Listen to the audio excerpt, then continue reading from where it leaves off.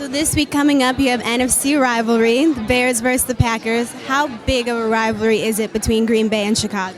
There's a lot of history in the rivalry, and as of right now, we have been battling for 1 and 2 in the division. So it's going to be a real competitive game. It's a big game. I believe we won the last 5 out of the 6. So to stay on top of the division, we have to go through Green Bay and go through Minnesota. Big is an understatement. The Green Bay Packers is definitely one of our biggest games every year. It's always one of the more important ones. It's huge. I'm actually from Wisconsin, so being right across the border and kind of playing for the enemy, according to a lot of my friends back home and family, it's definitely a big game. It's a huge game. It's always a huge game when we can beat Green Bay or when we play Green Bay. So hopefully we can go out here and do our job and win this game.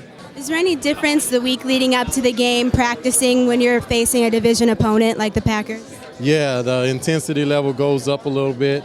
We try to do our best to stay focused and make sure we get everything right in practice. We want to beat those guys just as bad as they want to beat us. So when you play somebody like that 2 times a year, you want to beat them both times.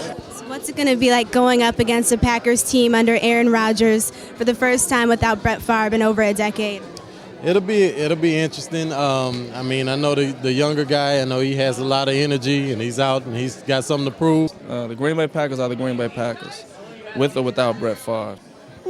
I don't directly play against Aaron Rodgers, so it's not really that big a deal for me. So is it any more difficult when you're playing teams like this when you're on the road?